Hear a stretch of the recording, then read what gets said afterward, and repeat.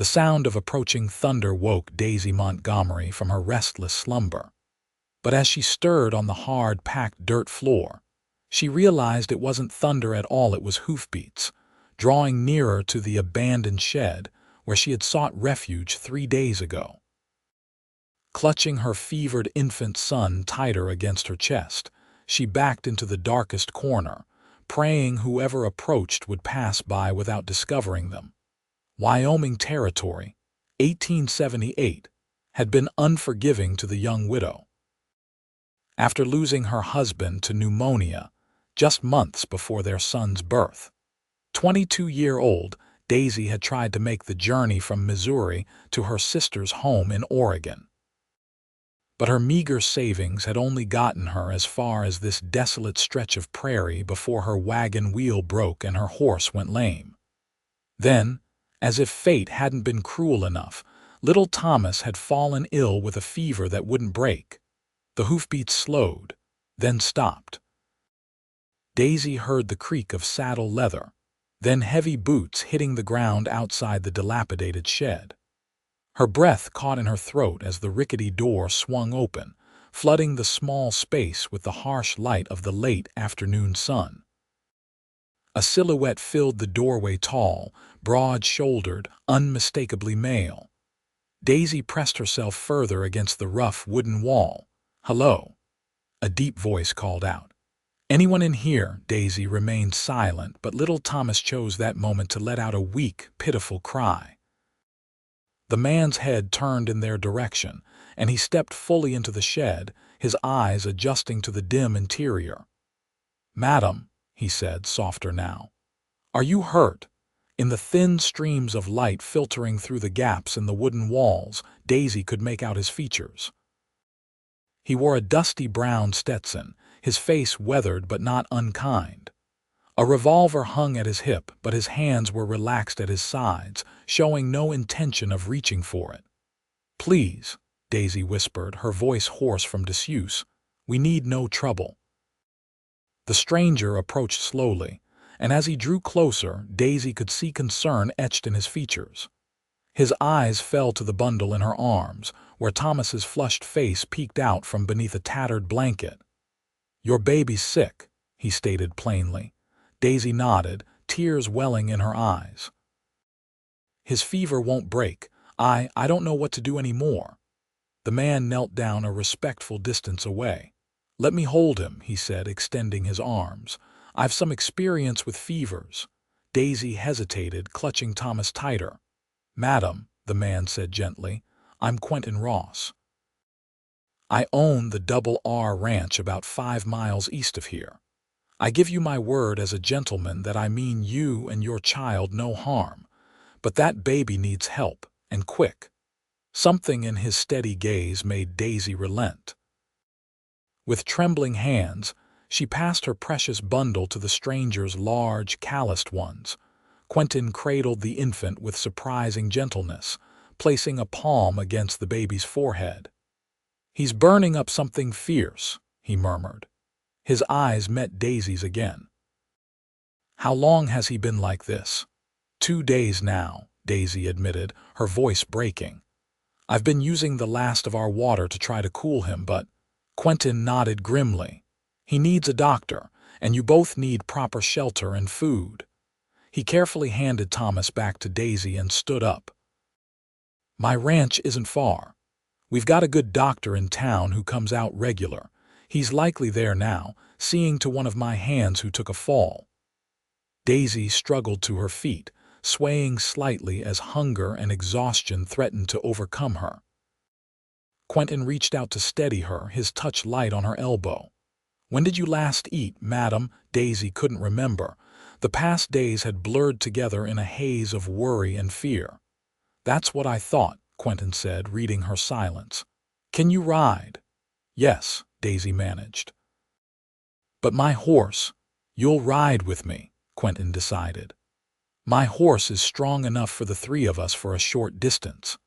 Before Daisy could protest, Quentin had gathered up her meager belongings, a small carpet bag and a worn shawl, and guided her out of the shed. His horse, a magnificent chestnut stallion, stood patiently outside. With efficient movements that spoke of years in the saddle, Quentin helped Daisy mount, then handed Thomas up to her before swinging up behind. His arms came around her to take the reins, creating a secure circle that held both her and her child. "Hold on tight to that little one," he instructed. And then they were moving, the powerful horse carrying them across the open prairie as the sun began its descent toward the horizon. Daisy felt the solid warmth of the cowboy at her back, a stark contrast to the days of cold isolation she had endured. Despite her wariness of this stranger, gratitude washed over her. For the first time since her husband's death, someone else was taking charge, shouldering some of her burden. "What's your name, madam?" Quentin asked, his voice close to her ear as they rode. "Daisy," she replied. "Daisy Montgomery, and this is Thomas." "Well, Mrs. Montgomery, you and Thomas just hold on. We'll have you both taken care of soon enough." As they crested a small rise, Daisy saw the sprawling ranch come into view, a large main house, several outbuildings, corrals with horses, and a bunkhouse off to one side. Smoke curled from the chimney of the main house, promising warmth that Daisy had nearly forgotten existed. Quentin urged his horse into a faster trot as they approached, and Daisy could see figures moving about the yard, some stopping to watch their arrival. When they reached the main house, a woman hurried down the porch steps, older, with silver-streaked dark hair and a face lined with both worry and kindness. "Quentin, what on earth?" the woman began, then stopped as she took in the sight of Daisy and the baby. "Martha," Quentin called as he dismounted, "is Doc Miller still here?" "Yes, just finishing up with Jake," Martha replied, her eyes never leaving Daisy and Thomas. Quentin reached up to help Daisy down, his hands strong and sure at her waist. "This is Mrs. Montgomery and her son Thomas. The boy's got a bad fever. They need help." Martha's expression softened immediately. "Of course, bring them in right away." Quentin led Daisy up the steps and into the house, the sudden warmth making her dizzy after so long in the cold. The home was simply but comfortably furnished, with a large stone fireplace dominating the main room. "Doc," Quentin called out, and a door opened across the room. A middle-aged man with spectacles and a trim beard emerged, medical bag in hand. "Another patient, Quentin?" the doctor asked, raising an eyebrow. "Found them in the old Miller shed," Quentin explained. "The baby's burning up with fever." Dr. Miller's professional demeanor took over instantly. "Bring them into the spare bedroom. Martha, we'll need cool water and clean cloths." Everything moved quickly after that. Daisy found herself seated on a bed in a small but clean room, Dr. Miller examining Thomas with gentle, practiced hands while Martha bustled about, bringing water, cloths, and extra blankets. "How long has he been fevered, Mrs. Montgomery?" Dr. Miller asked. "About 2 days now," Daisy answered, her eyes never leaving her son. "It started with just fussiness, then he got so hot." Dr. Miller nodded, listening to the baby's chest with his stethoscope. "His lungs sound clear, which is good news. I believe it's a summer fever, not pneumonia." He reached into his bag and withdrew a small bottle. "This is willow bark extract. It will help bring down the fever. We'll need to keep him cool and make sure he takes fluids." Daisy nodded, relief washing over her. Will he be all right?" Dr. Miller smiled kindly. "With proper care, I believe he will recover fully. He's a strong little fellow." Martha touched Daisy's shoulder gently. "And now we need to see to you, dear. You look about ready to collapse yourself." Daisy hadn't realized how true that was until Martha said it. The room seemed to tilt slightly, and she gripped the edge of the bed to steady herself. "When did you last eat?" Dr. Miller asked, turning his professional assessment to her. I'm not certain," Daisy admitted. Martha tutted. "I'll bring some broth right away." And then a proper meal once you've had a chance to rest. Quentin, who had been standing quietly in the doorway, spoke up. I'll see to it that a bath is drawn for Mrs. Montgomery once the doctor is finished. Daisy felt overwhelmed by their kindness. I don't know how I can repay you all. Nonsense, Martha interrupted. You just focus on getting that baby well and putting some color back in your own cheeks. There's time enough for everything else later. As Martha left to prepare food, Dr. Miller administered the medicine to Thomas, showing Daisy how to give the proper dosage. I'll come back tomorrow to check on him, he promised. In the meantime, keep him cool with these cloths and make sure he nurses often, even if just a little at a time. After the doctor left, Quentin lingered in the doorway. Mrs. Montgomery, I've asked Martha to prepare a bath for you. There's a room connected to this one where you can wash up. I'll have one of the hands fetch your wagon and horse tomorrow. Daisy looked up at him, truly seeing him clearly for the first time. Quentin Ross was perhaps in his early 30s, with dark hair that curled slightly where it met his collar. His face was tanned from the sun, with laugh lines around his eyes despite his serious expression. He carried himself with the quiet confidence of a man who knew his place in the world. Mr. Ross, I don't know how to thank you, Daisy said softly. If you hadn't found us today. No need to think on that, Quentin replied, his voice gentle. You're safe now, both of you. After he left, Martha returned with a tray bearing a bowl of steaming chicken broth, fresh bread, and a cup of tea. The aroma made Daisy's stomach clench painfully, reminding her just how long it had been since she'd eaten. Small sips at first, Martha advised, setting the tray beside her. Your stomach will need to remember what food is. Daisy nodded gratefully, cradling Thomas in one arm while using her free hand to bring the spoon to her lips. The broth was simple but delicious, warming her from the inside out. As she ate, Martha busied herself preparing the adjoining room for Daisy's bath. Quentin said you were traveling, she asked, her tone conversational, but Daisy recognized the gentle probe for information. Yes, Daisy replied between careful sips. I'm trying to reach my sister in Oregon. After my husband died. She paused, the familiar pain of loss washing over her. After Daniel died last winter, there wasn't much reason to stay in Missouri. Martha's face softened with sympathy. So you set out alone with a baby. That's mighty brave of you. Daisy looked down at Thomas, whose color already seemed a bit improved after the medicine. Not brave, just necessary. Sometimes they're one and the same, Martha observed wisely.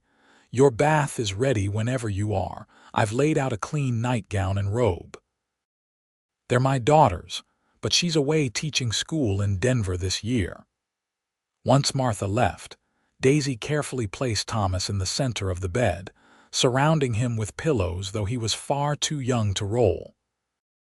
The bath in the adjoining room steamed invitingly, and Daisy realized it had been weeks since she'd had more than a quick wash from a bucket of cold water. The warm water was heavenly against her skin, washing away days of grime and worry. She allowed herself 10 minutes of this luxury before her thoughts returned to Thomas. Quickly finishing her bath, she dried off and donned the borrowed nightgown, which was slightly too large but wonderfully clean and soft. When she returned to the bedroom, she found Quentin standing by the bed, looking down at Thomas with a curious expression. I'm sorry, he said immediately upon seeing her, turning slightly as if to give her privacy despite her being fully clothed. Martha asked me to check if you needed anything else while she prepares a proper dinner. We're fine, thank you, Daisy replied, moving to check on Thomas. His skin felt cooler to the touch and his breathing seemed easier. He looks better already, Quentin observed. Daisy nodded, relief evident in her voice. The medicine seems to be working. An awkward silence fell between them, broken only when Thomas made a small sound in his sleep. "I should let you rest," Quentin said finally. "If you need anything during the night, Martha's room is just down the hall to the right. Mine is upstairs, but I'm a light sleeper if there's an emergency." "Mr. Ross," Daisy said as he turned to leave, "I want you to know that I don't intend to impose on your hospitality for long." "As soon as Thomas is well enough to travel, Mrs. Montgomery," Quentin interrupted gently. "There's no rush. Winter's coming soon, and the mountain passes to Oregon will be treacherous, if not impassable. It would be foolish to attempt such a journey now, especially with a young one." The truth of his words sank in, and Daisy felt a momentary panic. She hadn't considered the changing seasons, too focused on simply reaching her destination.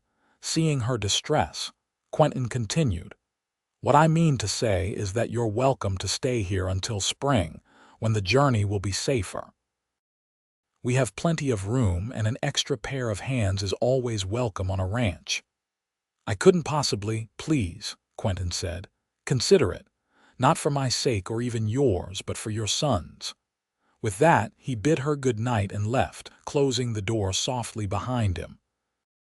Daisy sat on the edge of the bed, mind racing with this unexpected turn of events.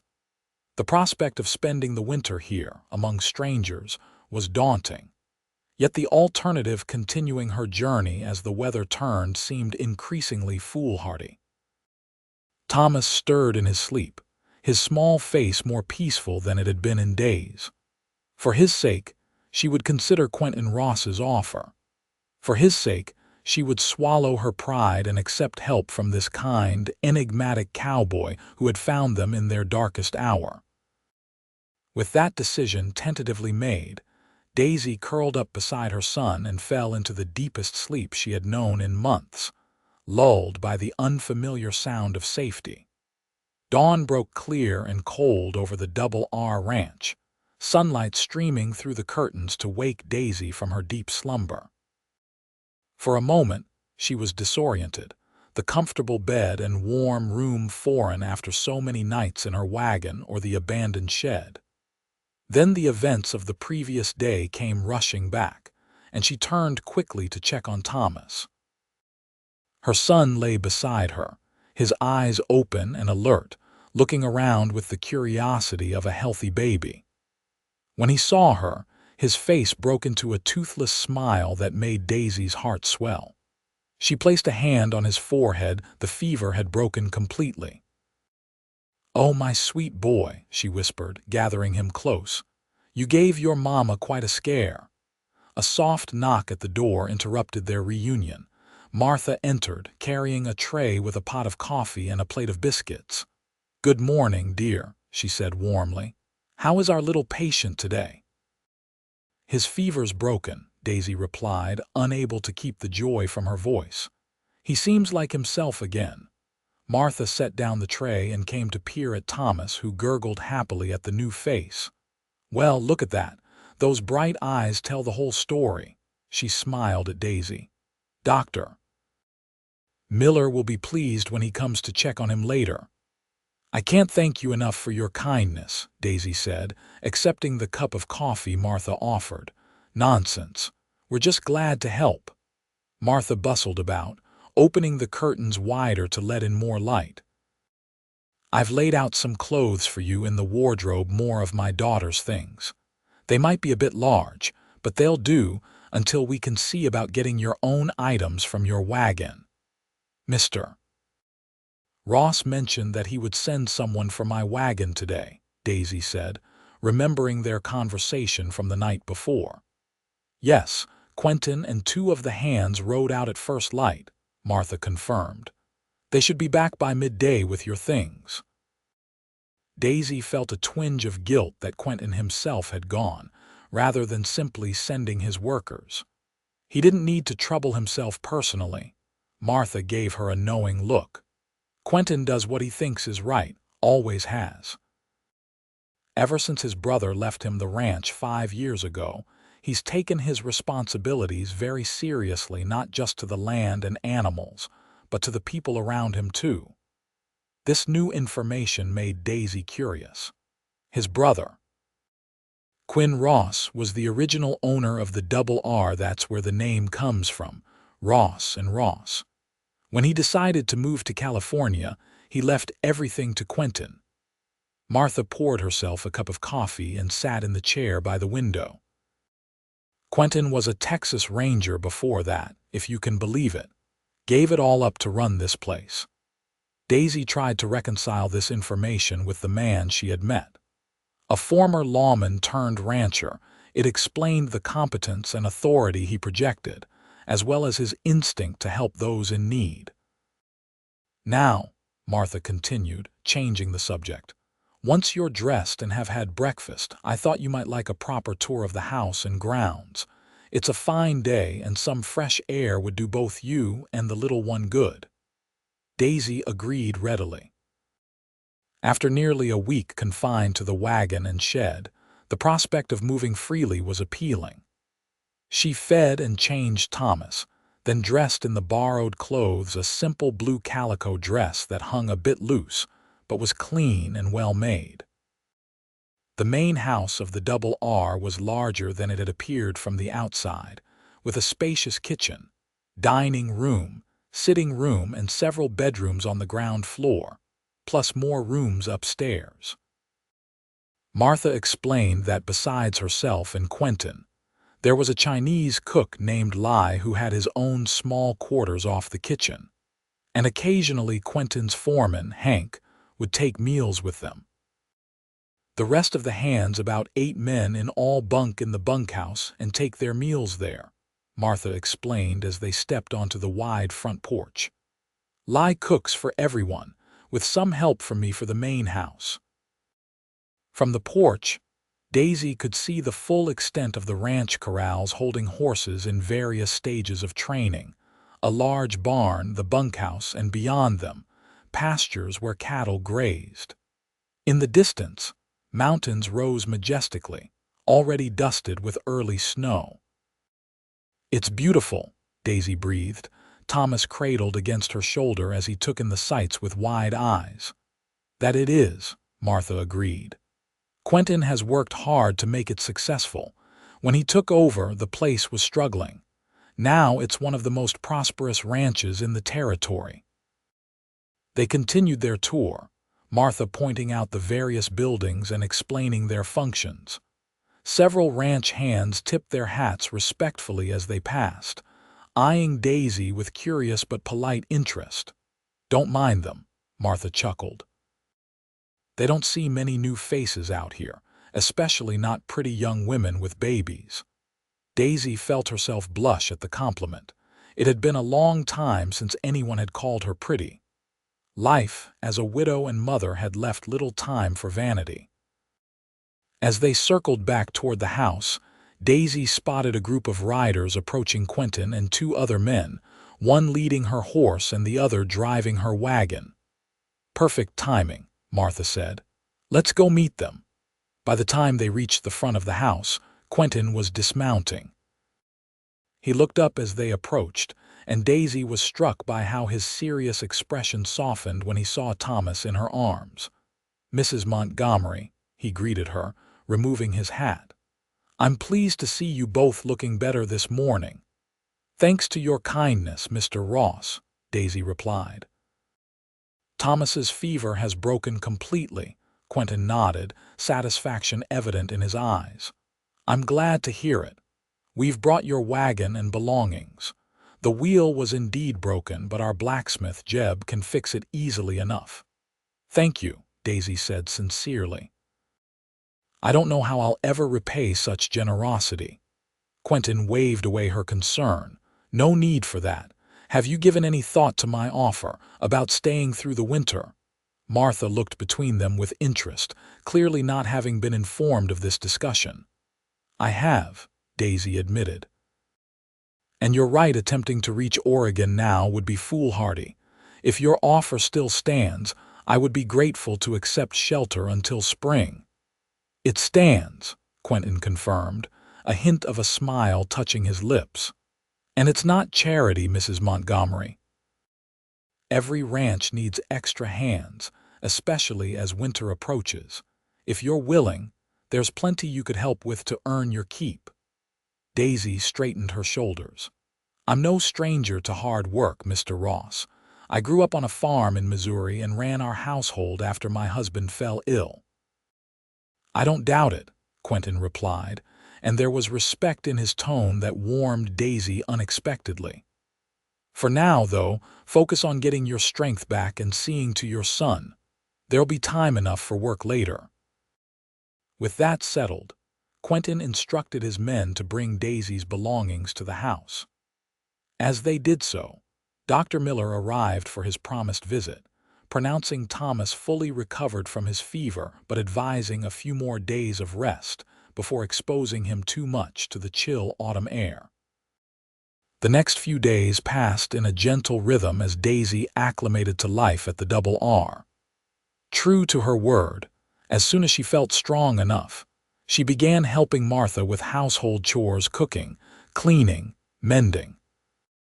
She discovered that Martha, while officially the housekeeper, was actually Quentin's aunt on his mother's side, who had come to help him after his brother left. He needed someone to keep the house, Martha explained one evening as they sat by the fire, mending shirts. A bachelor living alone tends to let things slide, and Quentin was too busy learning to run the ranch to worry about domestic matters. "He seems very capable," Daisy observed, trying to sound casual. In truth, she had found her thoughts turning to Quentin Ross more often than she cared to admit.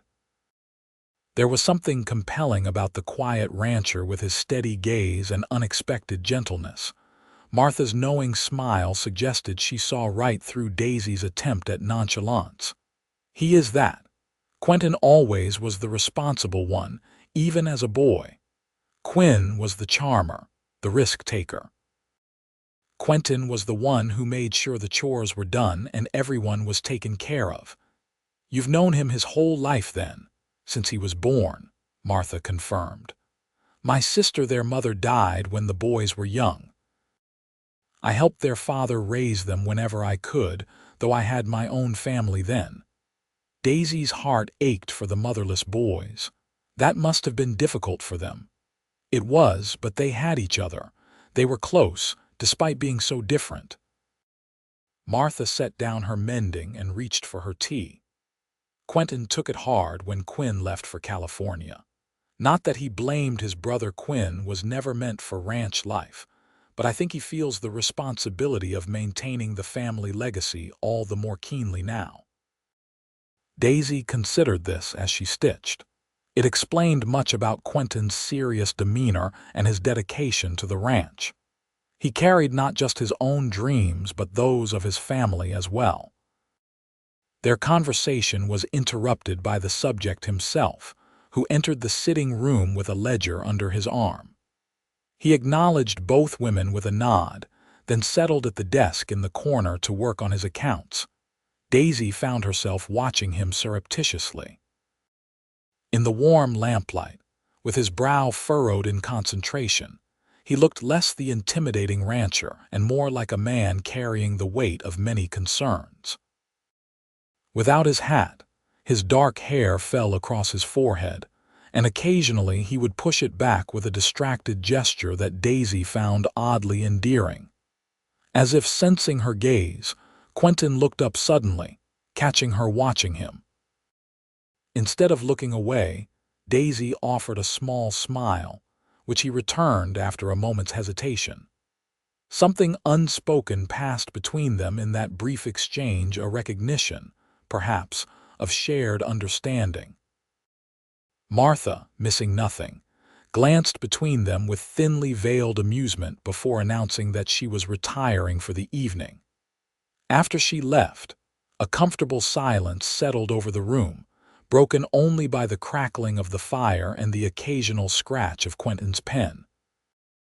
"How are you finding life at the Double R, Mrs. Montgomery?" Quentin asked eventually, setting aside his ledger. "Please call me Daisy," she replied, "and I'm finding it very agreeable. Everyone has been most kind." Quentin nodded, seeming pleased. "And Thomas, he's continuing to improve." Very much so. He's almost back to his usual curious, active self. Daisy hesitated, then added, "He seems to sleep better here than he ever did in the wagon. I think he feels safe." "As he should," Quentin said softly. "As you both should." There was that unfamiliar warmth again, spreading through Daisy's chest at his words. She looked down at her mending, suddenly self-conscious. "Mr. Ross, Quentin, please," he interrupted. "If I'm to call you Daisy, it's only fair," she smiled. "Quentin, then, I wanted to ask. That is, I was wondering if there might be a way I could contribute more significantly to the ranch. Martha has been teaching me about the household duties, but I'm accustomed to harder work." Quentin leaned back in his chair, considering her. "What sort of work did you do on your farm in Missouri?" "Everything, really," Daisy answered honestly. "I helped with planting and harvesting, tended our animals, preserved food for winter. After Daniel fell ill, I managed most of it alone." Respect flickered in Quentin's eyes. "That's impressive. Most women wouldn't take on such tasks." "Most women do what needs doing," Daisy countered, "especially when there's no one else to do it." Quentin conceded the point with a nod. "Fair enough. Well, if you're serious about wanting more work, we'll be starting the fall butchering soon. We slaughter enough cattle and hogs to see the ranch through winter, and preserving all that meat is no small task. Martha could use the help with that." "I would be glad to assist," Daisy said eagerly. "I'm quite experienced with preserving meat." "I don't doubt it." Quentin studied her for a moment longer, then asked, "May I inquire about your plans for after winter? You mentioned a sister in Oregon." "Yes, my older sister Dorothy. She and her husband have a small farm near Portland." Daisy set aside her mending, her hands suddenly restless. "After Daniel died, she wrote urging me to join them. She's my only family now, and she's never even met Thomas." "It's a long journey," Quentin observed, his tone neutral. "Especially with a young child." "I know," Daisy admitted. "Perhaps it was foolish to attempt it alone, but I had little choice. There was nothing left for us in Missouri after I sold our farm to pay Daniel's medical debts." Quentin's expression softened with understanding. "Not foolish, brave, and determined." Their eyes met across the room, and Daisy felt an unexpected connection with this quiet, thoughtful man who had saved her and her son. There was a depth to him that intrigued her, layers beneath his reserved exterior that she found herself wanting to explore. The moment was broken by Thomas's cry from the bedroom. Daisy rose quickly, setting aside her mending. "Excuse me, he must be hungry." Quentin stood as well, the gesture automatic and gentlemanly. "Of course. Good night, Daisy." "Good night, Quentin," she replied, his name still new and strange on her lips. As she tended to Thomas in the quiet of her room, Daisy reflected on the curious turn her life had taken. A week ago, she had been desperate and alone, certain that she and her son would perish in that abandoned shed. Now they were safe, warm, fed, and in the home of a man who was quickly becoming more than just their rescuer. Such thoughts were dangerous, Daisy knew. She had loved Daniel deeply, and his loss still ached within her. Besides, her stay at the Double R was temporary come spring. She would continue her journey to Oregon as planned. Becoming attached to Quentin Ross or this place would only lead to more heartache. And yet, as she rocked Thomas back to sleep, Daisy couldn't help but wonder what life might be like if they stayed. If the Double R could become not just a temporary haven, but a home. The weeks that followed settled into a comfortable routine. As October gave way to November, the ranch buzzed with preparations for winter. The fall butchering began in earnest, and Daisy worked alongside Martha and Lai, preserving meat through salting, smoking, and canning. The work was hard but satisfying, and Daisy found herself enjoying the sense of purpose it gave her. Thomas thrived in the stable environment, growing stronger and more alert each day. He became a favorite among the ranch hands, who would make faces at him when they came to the main house for supplies or to speak with Quentin. Even the usually stoic Lai would smile when Thomas gurgled happily at him from his makeshift cradle in the kitchen. As for Quentin, Daisy found herself increasingly aware of his presence. He was often gone during the day, overseeing the final cattle roundup or inspecting fence lines before the heavy snows arrived. But in the evenings, he would join Daisy and Martha by the fire, sometimes reading, sometimes discussing the day's events, sometimes simply sitting in comfortable silence. Daisy began to notice small things about him, the way the corners of his eyes crinkled when he smiled, how he always thanked Lai for each meal with genuine appreciation, the gentleness with which he would occasionally hold Thomas when Daisy needed both hands free for a task. For a man accustomed to commanding cowboys and managing a large ranch, he showed remarkable patience with an infant. "You're good with him," Daisy observed one evening when Quentin had volunteered to hold Thomas while she and Martha prepared dinner. Thomas was contentedly grasping Quentin's finger, staring up at the rancher with fascination. Quentin looked almost embarrassed by the compliment. "My foreman's wife had 4 little ones. I helped out sometimes when they were short-handed." "Still," Daisy persisted, "not every man would be so comfortable with a baby." Quentin's eyes met hers over Thomas's head. "He's easy to be comfortable with. He has his mother's sweet nature." The compliment, so unexpected, brought a blush to Daisy's cheeks. Before she could respond, Martha called her back to the kitchen, saving her from her own flustered reaction. Later that night, after Thomas was asleep, Daisy stood at the window of her bedroom, watching the first real snowfall of the season. The flakes drifted down in the moonlight, transforming the ranch into a silver-white wonderland. It was beautiful, but it also meant that her journey to Oregon was now truly impossible until spring. A soft knock at her door pulled her from her thoughts. She opened it to find Quentin, a book in his hands. "I'm sorry to disturb you," he said quietly, "but I remembered you mentioning that you enjoy reading. I thought you might like this." He held out the book, a well-worn copy of Jane Eyre. Daisy accepted it with surprise and pleasure. "Thank you. It's one of my favorites, actually." "I thought it might be," Quentin replied. "You remind me a bit of Jane, resilient, principled." The comparison touched Daisy deeply. "That's perhaps the nicest thing anyone has ever said to me." A faint smile crossed Quentin's face. "It's merely the truth." He glanced past her to where Thomas slept peacefully in his crib, a proper one now, that Quentin had found stored in the attic and had one of the hands refurbish. "Sleep well, Daisy." "You too, Quentin."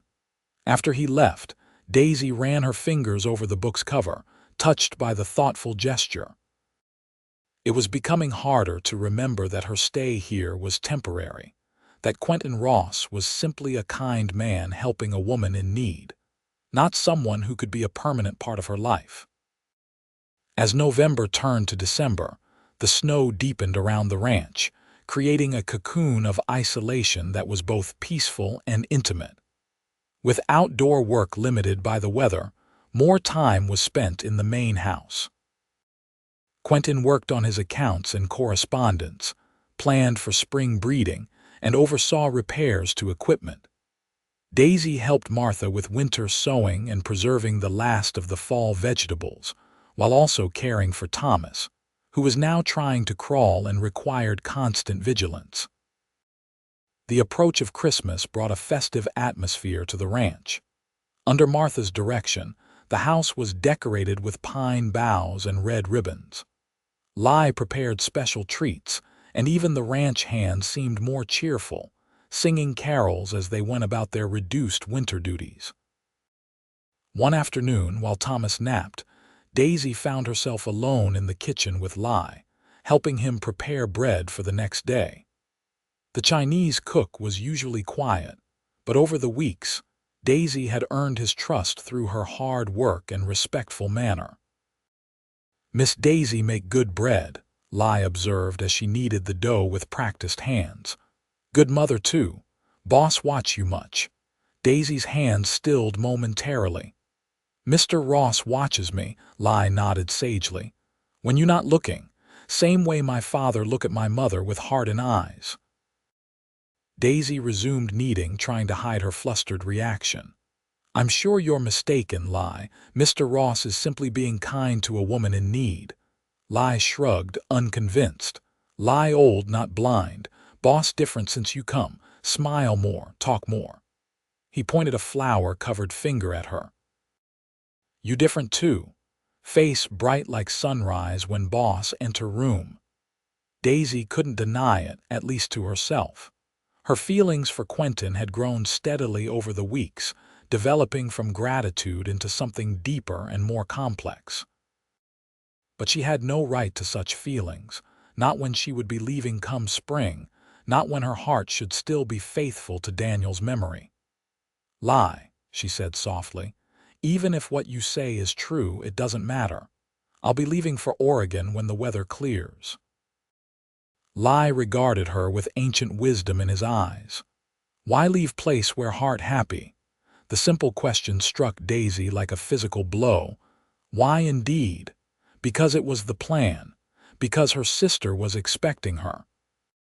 Because staying would mean admitting that she had feelings for Quentin, and that was terrifying in its own way.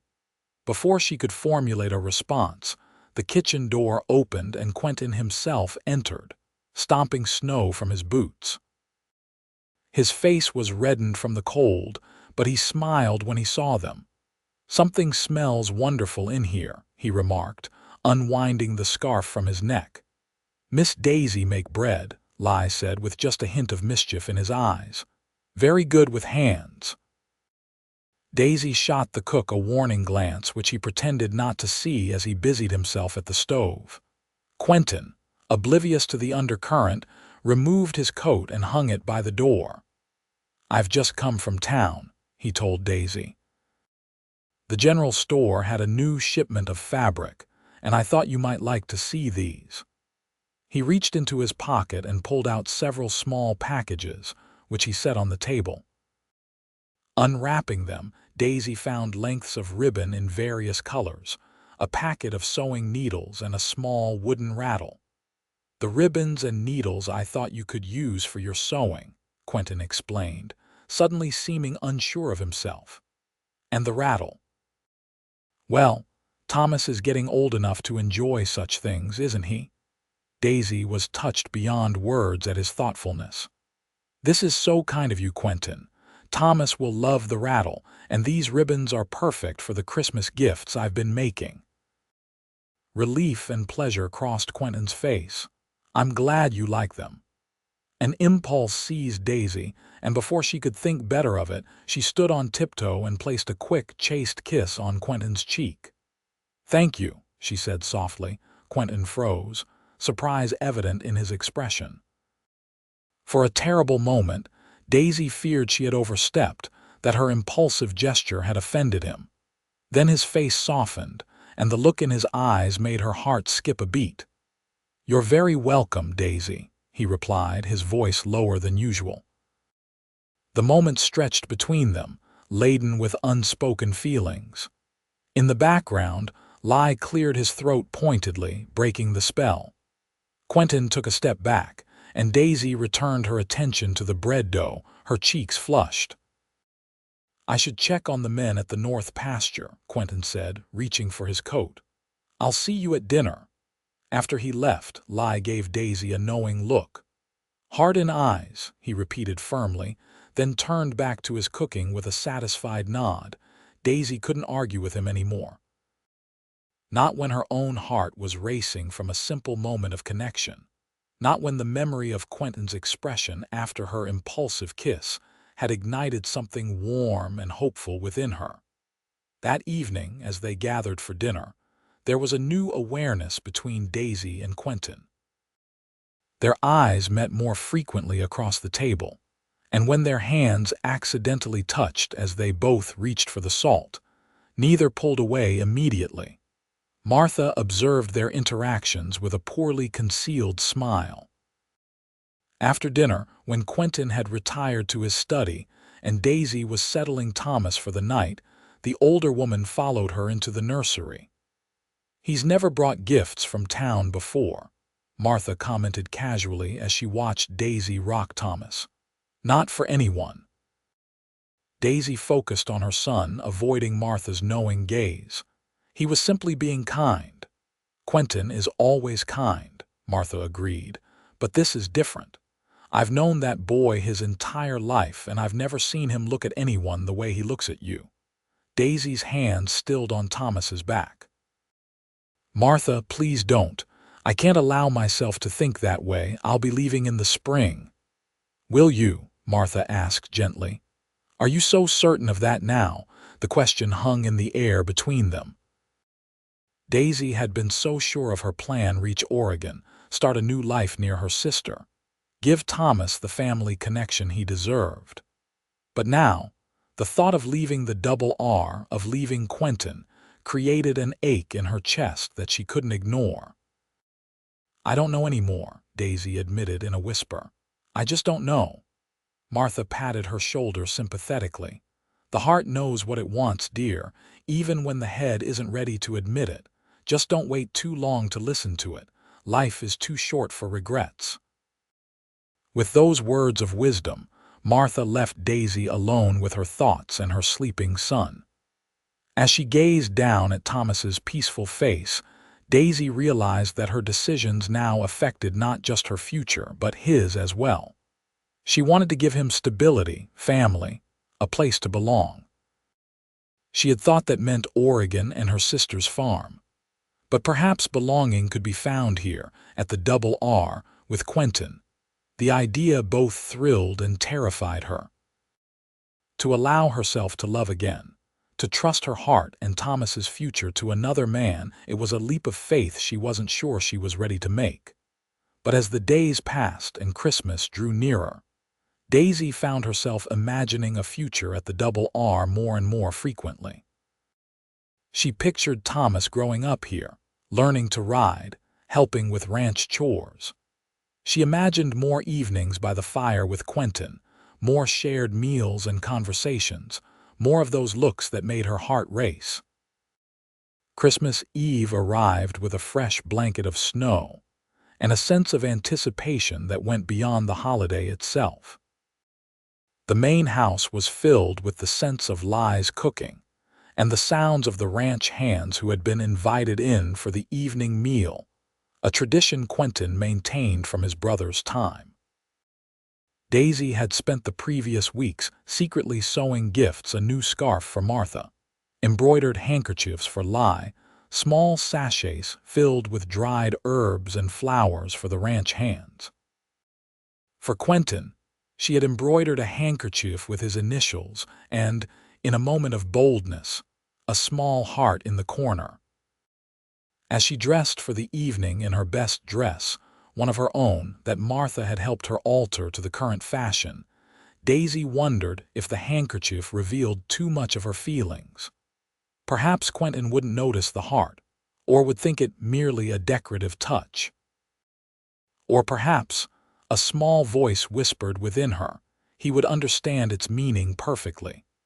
The Christmas Eve gathering was warm and festive. The ranch hands, cleaned up and on their best behavior, filled the main room with laughter and stories. Li had outdone himself with the meal: roast goose, potatoes, fresh bread, and pies. Even Thomas seemed to sense the special occasion, behaving angelically as he was passed from one admiring ranch hand to another. Quentin, dressed in a clean shirt and his best waistcoat, presided over the gathering with quiet dignity. Daisy noticed how the men respected him, how they valued his opinion and sought his approval. He was a natural leader, firm but fair, and it was clear that the success of the double R stemmed from more than just good land and hard work. It came from Quentin's steady hand at the helm. After dinner, Gifts were exchanged. The ranch hands had pooled their resources to give Daisy a beautiful shawl, which brought tears to her eyes.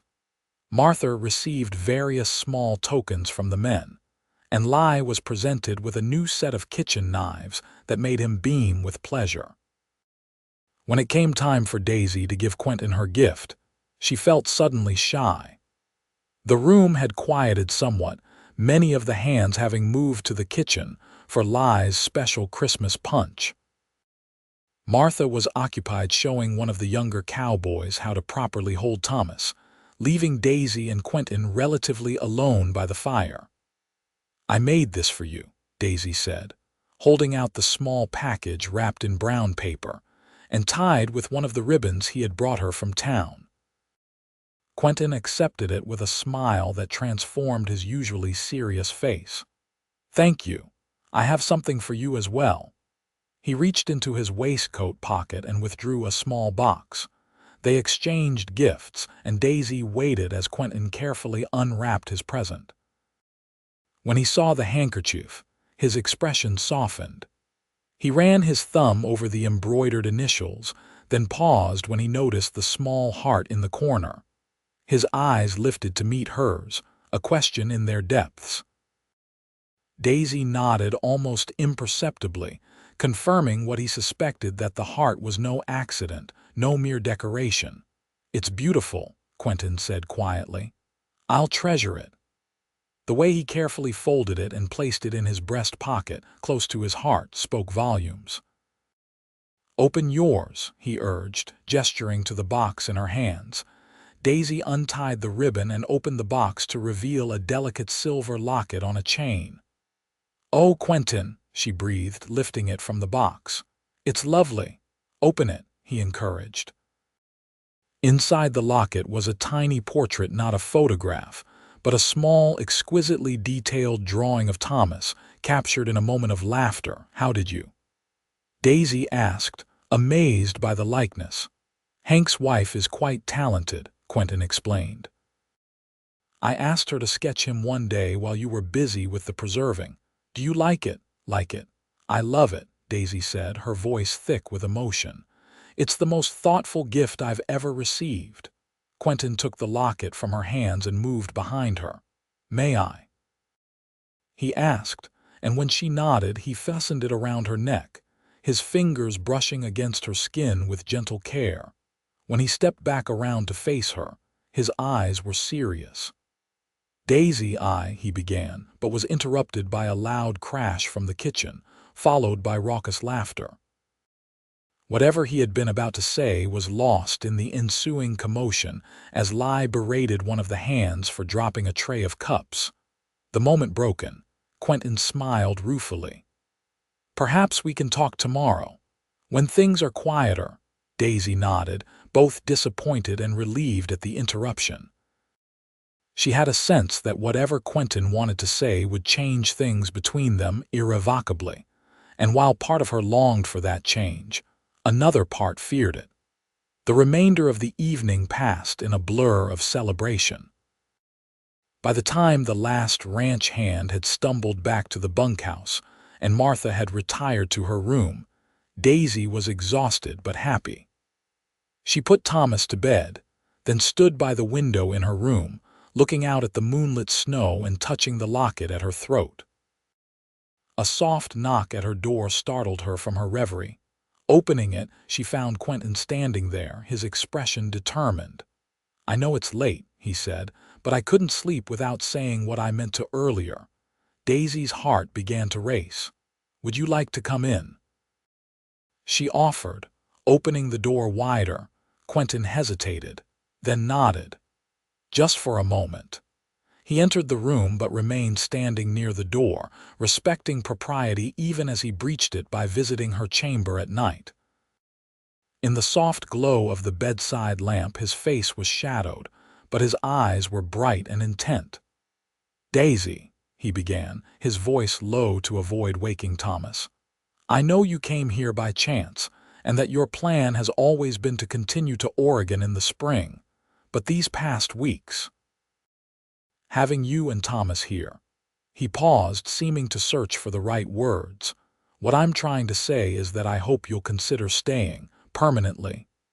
Daisy's breath caught in her throat. "Quentin," he held up a hand. "Please let me finish. I'm not asking anything of you now.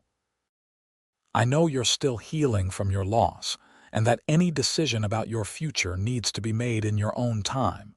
But I want you to know that there's a place for you here for both of you if you want it." The sincerity in his voice moved Daisy deeply. "What kind of place?" she asked softly, needing to be certain of his meaning. Quentin took a step closer. "Whatever kind you wish it to be. If friendship is all you can offer, I'll be grateful for that. But if in time you might consider more." He trailed off, then squared his shoulders and continued more firmly. "What I'm saying, Daisy, is that I care for you. More than I expected to, more than I thought possible after such a short time. And I care for Thomas as if he were my own." Tears pricked at Daisy's eyes. The emotions she had been trying to keep contained broke free, flooding her with warmth and hope and, yes, fear too, but a different kind of fear than before. Not fear of caring, but fear of how much she already did. "I care for you too," she whispered. "So much that it frightens me sometimes." Relief and joy transformed Quentin's face. He closed the distance between them and gently took her hands in his. "Then be frightened with me. We'll figure out the rest together in time." Daisy looked up at him, this man who had saved her and Thomas, who had opened his home and his heart to them. "I can't promise anything yet," she said honestly. "I still need to write to my sister to explain everything." "I understand," Quentin assured her. "As I said, I'm not asking for decisions tonight, just hope." "Hope," Daisy repeated, squeezing his hands, "that I can give freely." Quentin's smile was like sunrise after a long night. Slowly, giving her every chance to pull away, he leaned down and placed a gentle kiss on her forehead. "Merry Christmas, Daisy," he murmured against her skin. "Merry Christmas, Quentin," she replied, her heart full to bursting with newfound possibility. He left soon after, both of them aware of the impropriety of a longer visit. But as Daisy prepared for bed, touching the locket around her neck, she felt as though something precious had been given to her this Christmas, a second chance at love, at family, at belonging. As winter deepened, the relationship between Daisy and Quentin blossomed cautiously. They were careful, mindful of the eyes of the ranch community, and the need to proceed with respect for Daisy's widowhood. But small changes were evident to those who knew them well: longer conversations by the fire, walks together when the weather permitted, the way Quentin would seek out Daisy's opinion on matters related to the ranch. January brought bitterly cold weather that kept everyone close to the main house. Daisy used the time to write to her sister, explaining her situation and her growing attachment to both the Double R and its owner. The letter would take weeks to reach Oregon and likely as long for a reply to return, but the act of writing it helped clarify Daisy's own feelings. She was no longer simply delaying her journey. She was actively considering a new path entirely. February arrived with a brutal blizzard that isolated the ranch completely for over a week. The enforced confinement brought Daisy and Quentin even closer, as they spent long evenings reading aloud to each other, playing chess, and talking about their lives before they met. Quentin shared stories of his time as a Texas Ranger, and Daisy spoke of her childhood in Missouri, her marriage to Daniel, her hopes for Thomas's future. It was during one such evening, with Martha having retired early with a headache and Thomas asleep in his crib by the fire, that Quentin first kissed Daisy properly. They had been discussing the spring calving of all things, when a comfortable silence fell between them. Quentin reached across the small table to tuck a strand of hair behind Daisy's ear, his touch lingering on her cheek. "I've been wanting to do that all evening," he admitted softly. Daisy leaned into his touch. Just that. A smile quirked at the corner of Quentin's mouth. No, he said honestly. Not just that. Their eyes held for a long moment, the crackling fire the only sound in the room. Then, by mutual understanding, they both leaned forward until their lips met in a gentle, questioning kiss. It was brief but perfect, a promise, a beginning. When they drew apart, Quentin's eyes were dark with emotion. "I'm falling in love with you, Daisy Montgomery," he said, his voice rough. "I think I have been since I found you in that shed." Daisy's heart soared at his words. "And I with you," she confessed, "though I tried not to." Quentin chuckled, taking her hands in his. "You are nothing if not determined. It's one of the many things I love about you." They spoke little more that night, content to sit by the fire holding hands like much younger sweethearts, stealing occasional kisses when they were certain they wouldn't be interrupted. It was innocent by some standards, but to Daisy it felt monumental, the beginning of her heart's healing, the start of something she had not dared to hope for after Daniel's death. As winter began to loosen its grip on the land, preparations for spring became the focus of ranch life. Quentin was increasingly busy, often leaving before dawn and returning after dark, exhausted but satisfied with the day's work.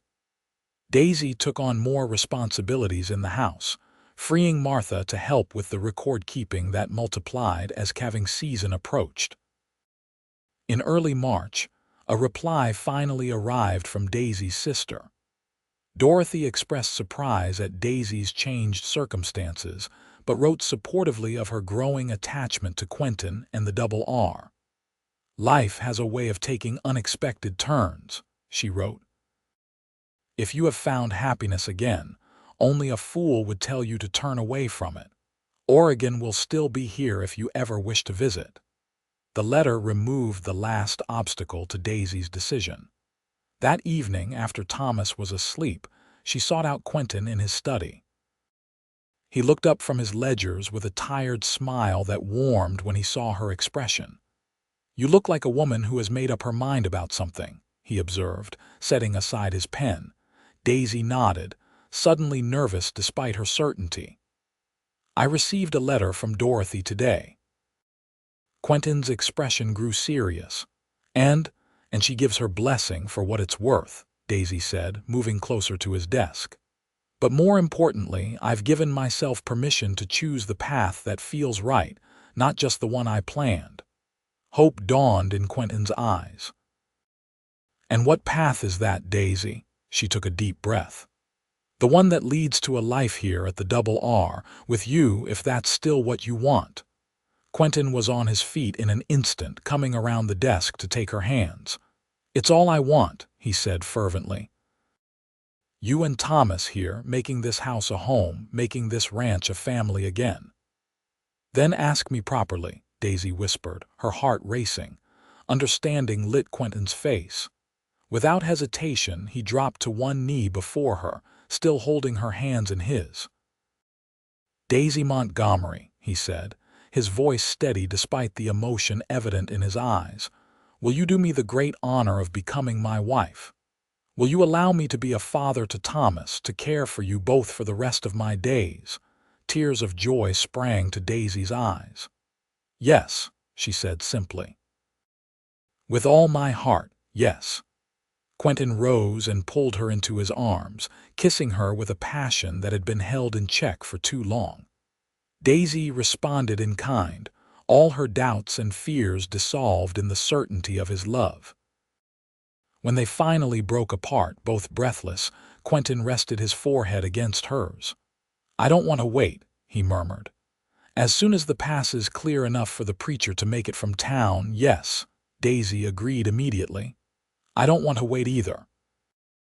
They were married 2 weeks later in the main room of the ranch house, with Martha, Lai, the ranch hands, and several neighbors as witnesses.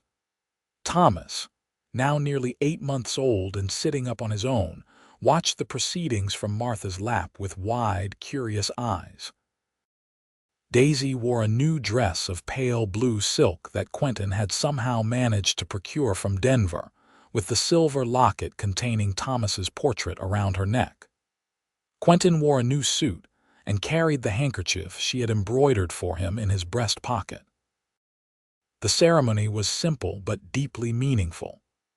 When the preacher pronounced them husband and wife, and Quentin kissed her before their assembled friends, Daisy felt a sense of rightness and belonging that she had feared lost forever after Daniel's death. At the small celebration afterward, Quentin surprised her by announcing that he had registered the ranch under a new name, the Triple R, for Ross, Ross, and Ross. "Because Thomas is a Ross now, too," he explained, his eyes shining with love as he looked at the baby who was now legally his son.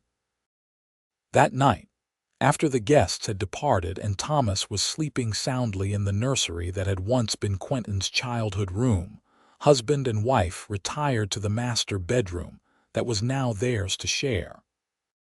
Their coming together as man and wife was both tender and passionate, a culmination of months of growing love and a promise of the life they would build together. As they lay together afterward, Daisy's head on Quentin's chest and his arms around her, she thought back to that desperate day in the shed, when she had been certain all hope was lost. How could she have known then that what seemed like the darkest moment of her life would lead her to such happiness?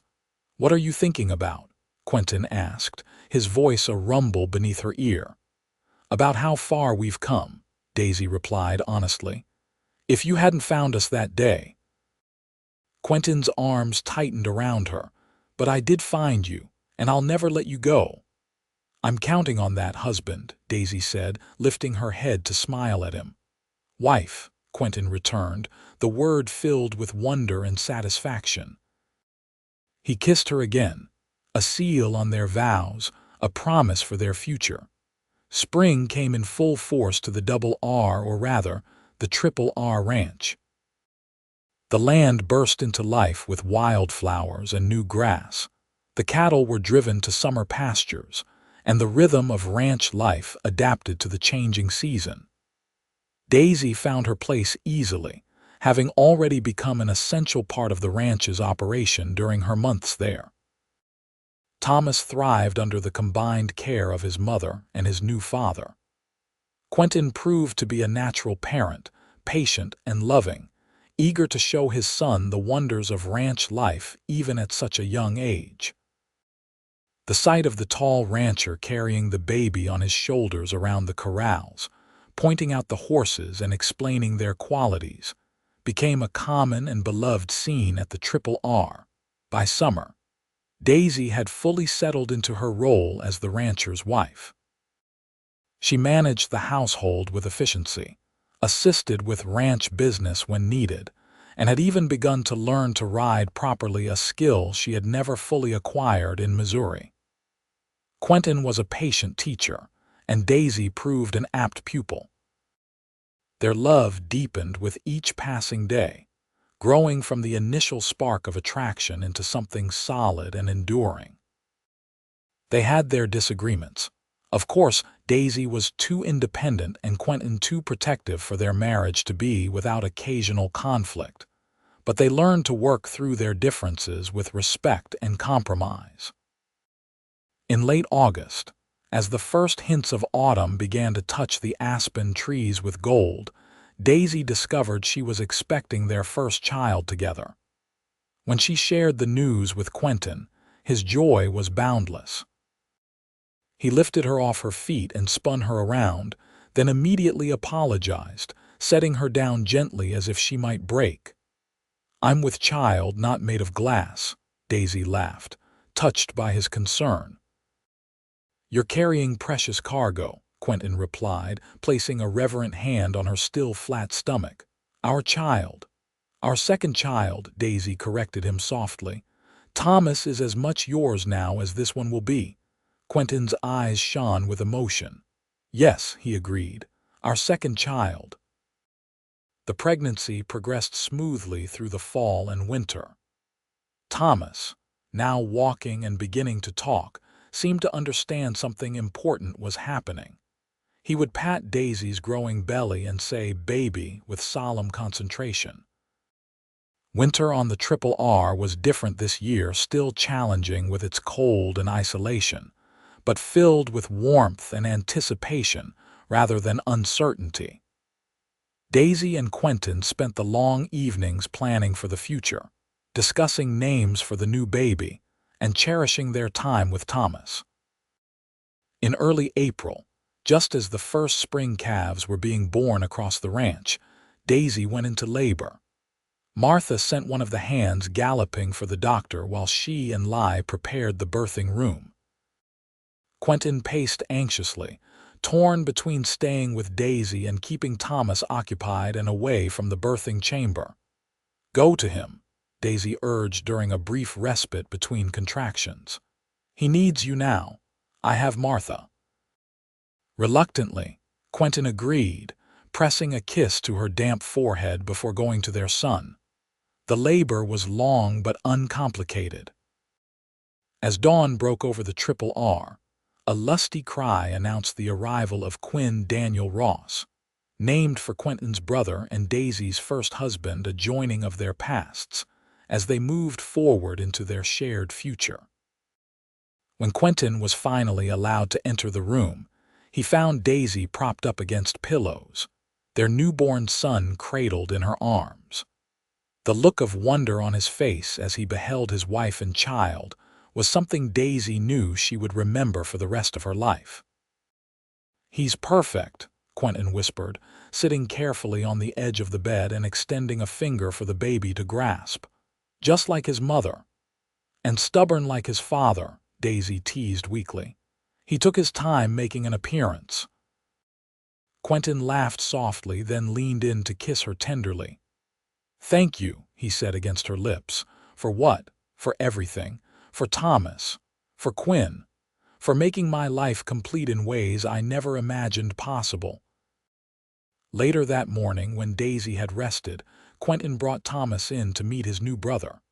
The toddler approached the bed cautiously, eyes wide with curiosity. "Thomas," Daisy said gently, "this is your brother Quinn. Would you like to say hello?" Thomas reached out a small hand to touch the baby's cheek. "Hello, Quinn," he said carefully. Then, looking up at Quentin with complete trust, he added, "Papa, hold baby." Quentin's eyes met Daisy's over their children's heads, sharing a moment of perfect understanding and joy. Then he scooped Thomas up with one arm and perched him on the bed beside Daisy. "Let's all hold him together," he suggested. And the four of them, two who had found each other in the most desperate of circumstances, and two who had been born of that fateful meeting, formed a circle of family, of belonging, of love. As spring bloomed fully around the Triple R ranch, Daisy often thought back to that shed where Quentin had found her and Thomas. What had seemed like the end of all her hopes had proven to be just the beginning of a new and beautiful journey. Life would bring more challenges, more joys, more children. Perhaps the future stretched before them with endless possibility. But whatever came, Daisy knew they would face it together, with the strength and love that had begun on that fateful day when she was found in the shed with a fevered baby, until the cowboy said, "Let me hold him."